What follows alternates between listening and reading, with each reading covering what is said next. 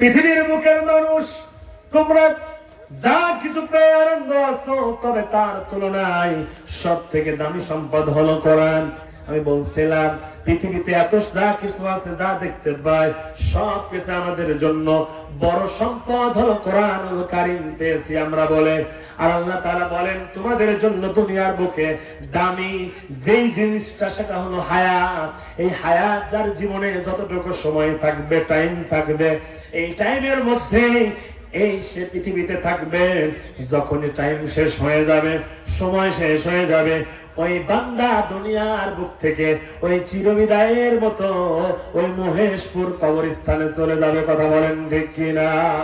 এই যে বিশাল বড় কবরস্থানে আমার মা এবং বোনেরা, অনেকেরই বাবা, অনেকেরই সন্তান সন্ততি কলিজা টুকরা হারায় আজকের এই ময়দানে বসেছেন, তাদের জন্য দোয়া হবে।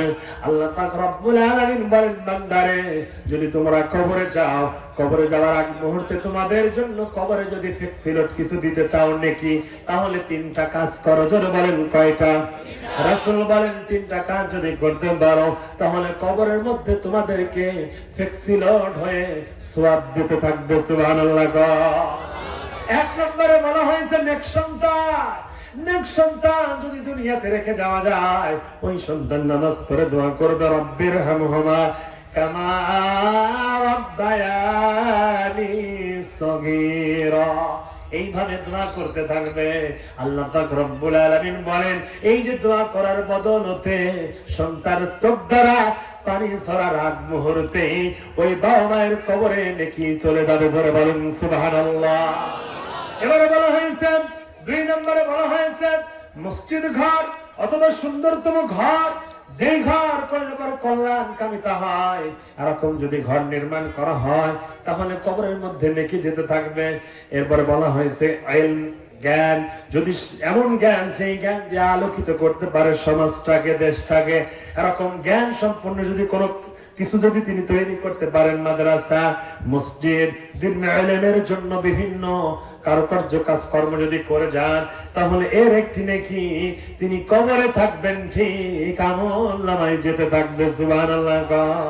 কিয়ামতের ময়দানে ওই বান্দা উঠে আল্লাহর দরবারে বলবে, আল্লাহ আমি তো এই পাহাড় পরিমাণে এত নেকি আমার দ্বারা হয় নাই। আল্লাহ তাআলা বলবেন, বান্দারে আমি তোমার এই দুনিয়ার বুকে তুমি যে এই যে ভালো ভালো কিছু কাজ করে আসছিলে, দান সদকা করে মাদ্রাসা তৈরি করেছিলে, মসজিদ তৈরি করেছিলে, এটাকে পেলে পুষে বড় করে এই পাহাড় পরিমাণ করেছে। সুবহানাল্লাহ। সূরা বাকারার মধ্যে আসছে যে একটা গাভী, একটা বাছুর যখন আস্তে আস্তে একজন মণি পেলে পুলে আস্তে আস্তে বড় করে গাভীতে রূপান্তরিত করে, সেখান থেকে একটা বাচ্চা দেয়, এরপরে আর একটা ছোট বাছুর দেয়, যে পেলে পুষে এরকম বড় করে একটা গাভীতে রূপান্তরিত করলো, যেরকম ঠিক তদ্রূপ আমার আপনার এই দানের মধ্য দিয়ে আল্লাহ তাআলা কিয়ামতের ময়দানে ওই স্বল্প পরিমাণে অর্থটাকে পেলে পুষে বড় করে আমার আপনার আমলনামায় পাহাড় পরিমাণ করে উঠাবেন। সুবহানাল্লাহ বলেন। আমার ভাই এবং বাবাজিরা আমার, তাহলে আল্লাহ পাক রব্বুল আলামিন পৃথিবীতে আমার আপনার সব থেকে দামি সম্পদ হলো হায়াত। এই হায়াত যদি আমরা পেয়ে যাই, তাহলে আমাকে আপনাকে এক নাম্বার যে পয়েন্টে ছিলাম সেটা হলো কোরআনে কারীম পেতে হবে। কোরআনুল কারীম পৃথিবীর বুকে সবাই পায় না, একমাত্র যারা এই কোরআনের উপরে জীবন যাপন করেছে, কোরআন দিয়ে জীবন পরিচালনা করেছে, রাষ্ট্র পরিচালনা করেছে, সমাজ পরিচালনা করেছে, প্রত্যেকটা জায়গায় কোরআন দিয়ে দেশ জাতি পরিচালনা করেছে, আল্লাহ পাক রব্বুল আলামিন বলেন তারাই কোরআন পেয়েছে। জোরে বলেন সুবহানাল্লাহ। বিশ্বনবী আমার মক্কা ছেড়ে মদিনায় চলে গেলেন। কোথায় গেলেন? মদিনায় চলে গেলেন। মদিনায় যাওয়ার সময় ওই মদিনার লোকেরা দাঁড়িয়ে আছে বর্ডারের পাশে। মক্কা থেকে একজন সেই ব্যক্তি, শ্রেষ্ঠ মানুষ আমাদের মাঝে আসছেন, আহলান সাহলান মারহাবা, এইভাবে তারা বলতে লাগলো।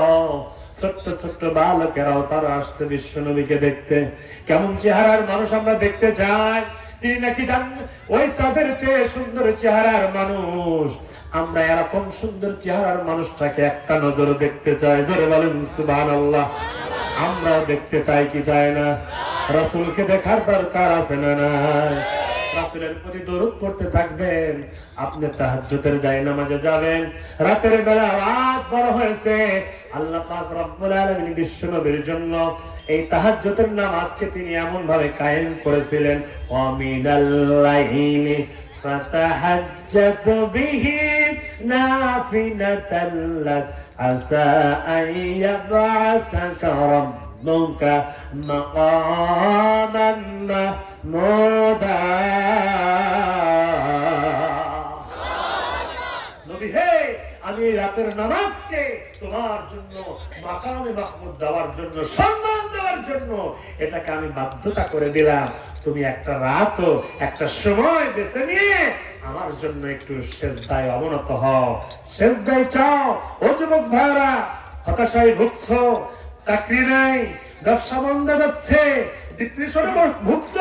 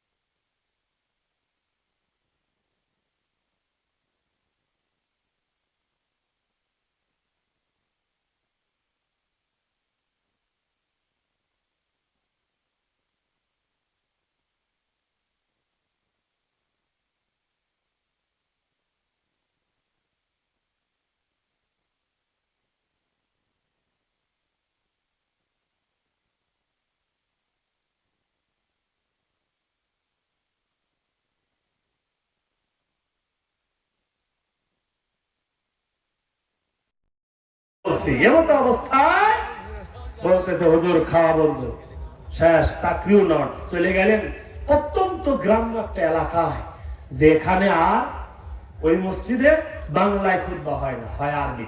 কথা বলেন কিসে? আরবিতে খুতবা হয়।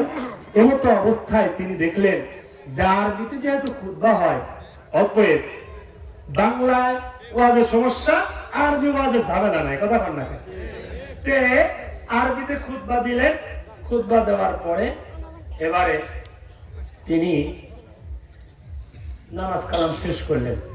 নামাজ পরে দোয়া হয়, তো দোয়া শুরু করলেন। দোয়া শুরু করার পরে তিনি ওই দোয়ার মধ্যে ওই সভাপতির যিনি ছিলেন, ওই সূরা ইয়াসিন দিয়ে তিনি শুরু করেন, ইয়াসিন আল কুরআনিল হাকিম ইন্নাকা লামিনাল মুরসালিন। এইভাবে তিনি তাদের নাম ধরে ধরে দোয়া করতে লাগলেন, যে কোরআন শরীফের মধ্যে আছে অতএব যেহেতু ওইদিকে আরবিতে খুতবা দিতে, বাংলায় খুতবা দিতে পারলাম না, অতএব আমি এদের জন্য একটু দোয়া করে দিই। তো এখন দোয়া করলেন। দোয়া করার পরে কেশিয়ার বলতেছে, হুজুর এই মসজিদ আপনি নতুন নিয়োগ দিলাম, টাকা আমার হাতে, কথা কর না, টাকা আমার হাতে দেব আমি।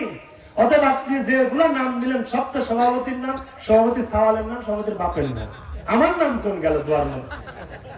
বুঝবেন আমার নাম গেল কিসের মধ্যে? তো বলছে আপনার নাম কি? বলছে আমার নাম বাবর। আমার নাম কি? বলছে বাবর নাম হতে কোরআনের মধ্যে কোন জায়গা নাম নাই, তবে ঠিক আছে আগামী সপ্তাহ আপনার জন্য দোয়া হবে, ইনশাআল্লাহ দোয়া হবে। তো দোয়ার মধ্যে বলতেছে, এই ইমাম সাহেব দোয়ার মধ্যে বলতেছে, ইয়া আইয়ুহাল বাবর আনতা আবুকা খিনজিলা ওয়া আবুকা আহলাল জাদ্দার। যার অর্থ হচ্ছে এটা যে তুমি হলে বাবর, তোমার বাবা হলো শুয়ার, আর তোমার দাদা হলো একজন নাদান গাধা। এইভাবে তিনি দোয়া করতে লাগলেন। আর ওই কেশিয়ার সাহেব বলতেছে আমিন আমিন আমিন। আরবিতে বলতেছে তো বুঝতে পারতেছে না কোন অ্যাঙ্গেলে যাচ্ছে, কথা কর না কেন? আরবিতে দোয়া করলে সমস্যা নাই, বাংলা করলে সমস্যা, কথা কর। এ পাবলিক জামালপুরে আছে না? শুক্রবারের দিন নামাজ শেষের দিকে আসতেছে, ডেঙ্গাইতে ডেঙ্গাইতে সবার সামনে, কথা কর না কেন? এটা কোনো ইমানদারের লক্ষণ হতে পারে না। যখনই মসজিদে যাবেন, যখনই যেখানে পাবেন জায়গা, ফাঁকা জায়গায় পূরণ করে আপনি দাঁড়িয়ে যাবেন, এটাই হলো ইমানদারদের কাজ, কথা বলেন ঠিক কিনা? একদিন তোমারই নাম মসজিদ হবে এলান, একদিন তোমারই নাম মসজিদে হবে এলান।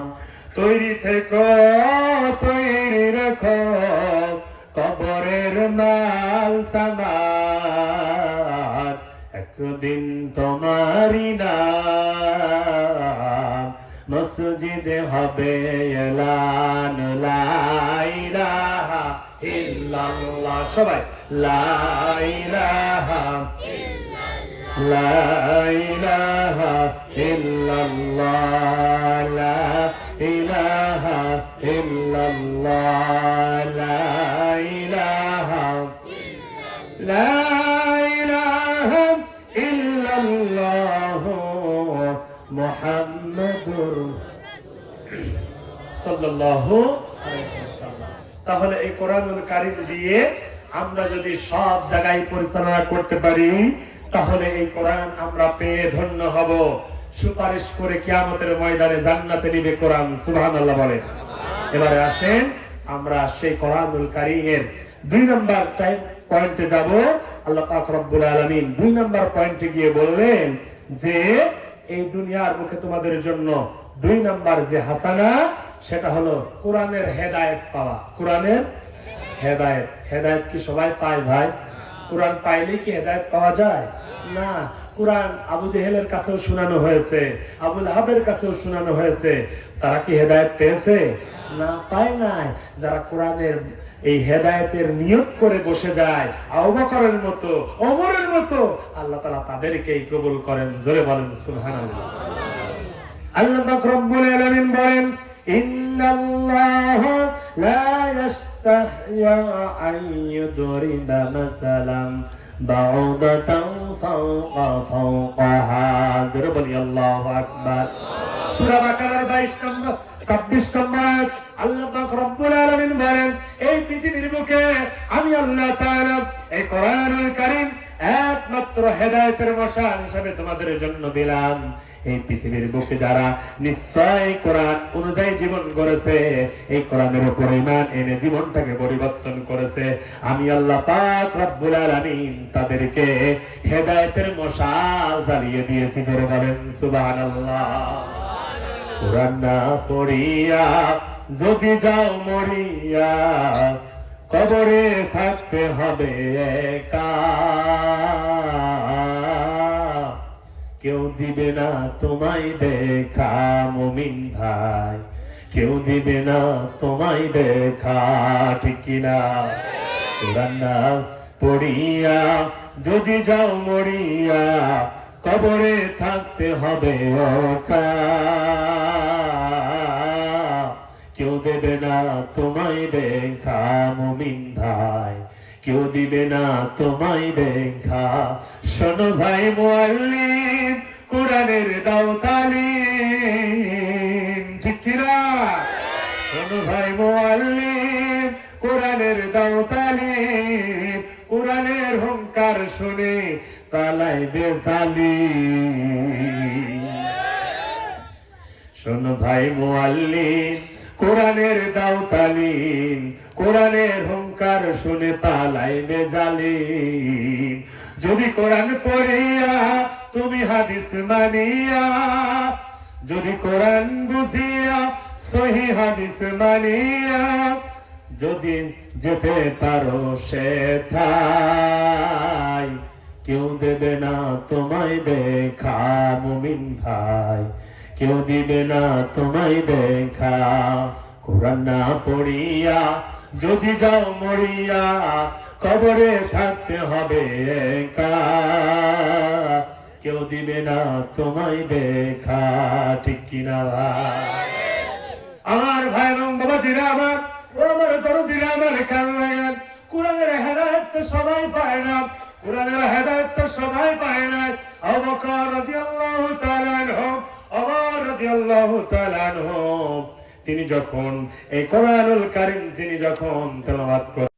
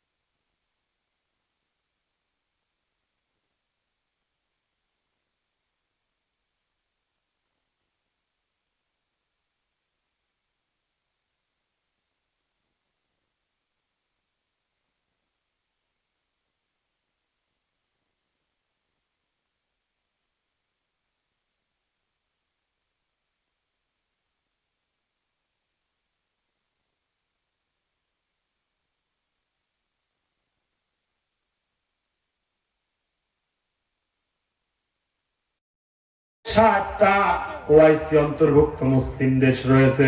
সবাই যদি ঐক্যবদ্ধ হয়ে যদি আমরা থাকতে পারি, জালেমের গোষ্ঠীরা মুসলমানদেরকে কিছু করতে পারে না। কথা বলেন ঠিক কিনা? আজকে আমাদের গোষ্ঠীরা মুসলমানদেরকে নিজের জন্য একটাই কারণ, ঐক্যবদ্ধ না হওয়ার কারণ। কথা বলেন ঠিক কিনা?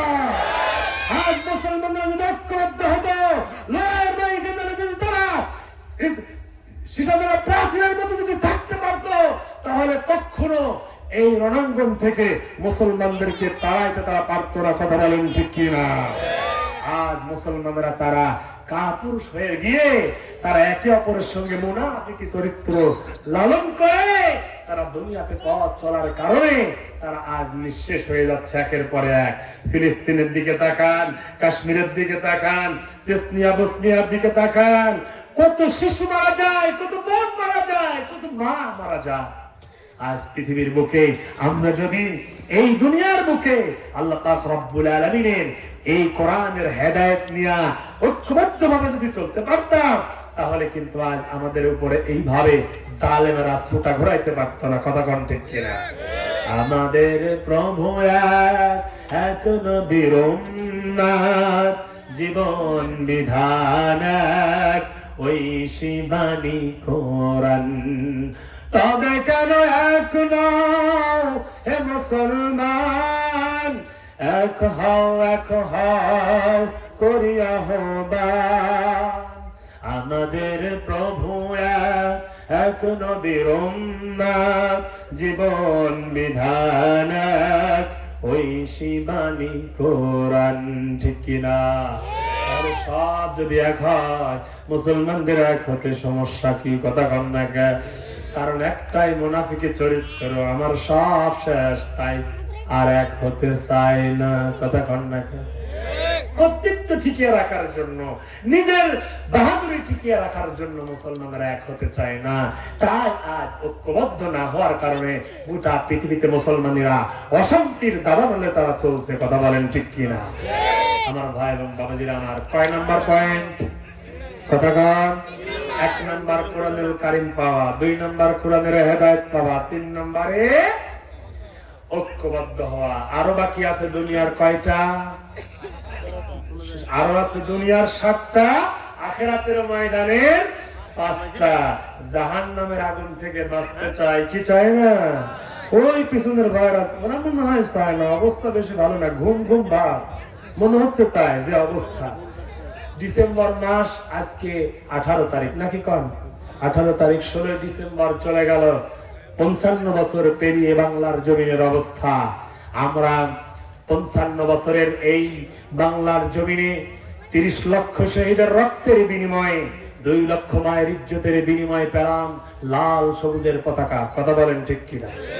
যাদের ইজ্জতের বিনিময়ে পেলাম, যারা শাহাদাত বরণ করলো, তাদের জন্য এই আজকের মাহফিল থেকে দোয়া করার দরকার আছে না নাই?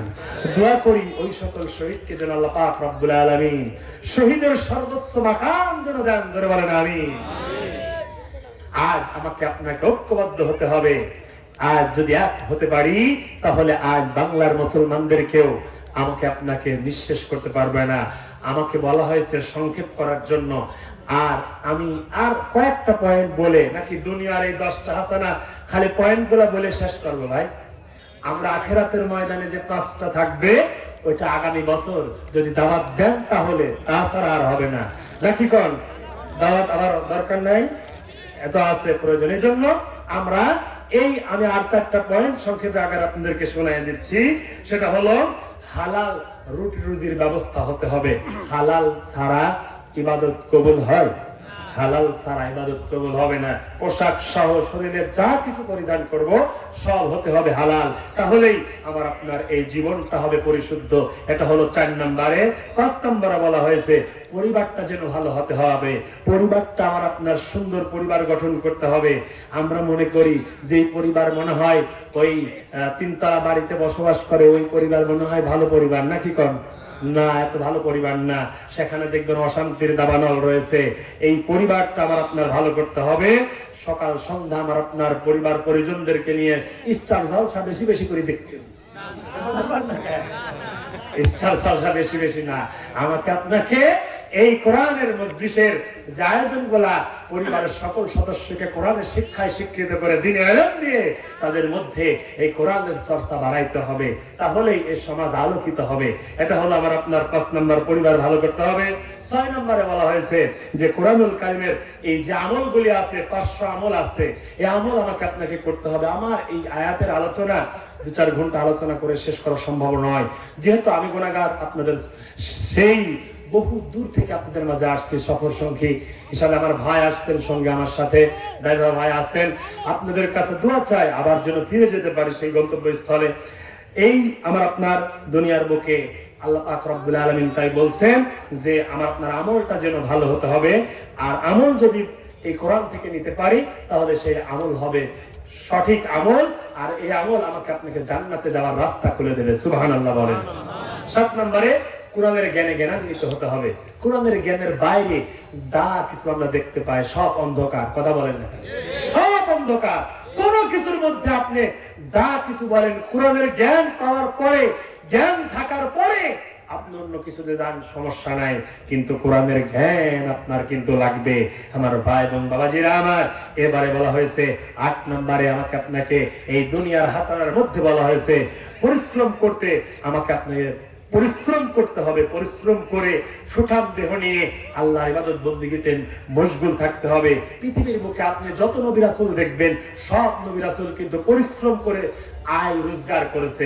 আমরা চাই সহজে আয় ইনকাম করতে, কথা কন না কেন, শর্টকাট চাই। কিন্তু নবী রাসূলদের জীবনের দিকে যদি তাকান, আদম নবী ছিলেন চাষের কাজ করতেন, দাউদ নবী এই লোহা পিটাতেন, এবারে বিশ্ব নবী আমার ব্যবসার কাজ করতেন। কথা বলেন ঠিক কিনা? এইভাবে কাজগুলা করতেন। আমাকে আপনাকে পরিশ্রম করতে হবে। 9 নম্বরে আল্লাহর গোলামি করতে পারার নাম হলো হাসানা। সবাই আল্লাহর গোলাম হতে পারে না। গোলাম একমাত্র তারাই হয় যারা আল্লাহর কাছে মাথা নুইয়ে দিয়েছে। কথা বলেন ঠিক কিনা? এটা হলো 9 নম্বর।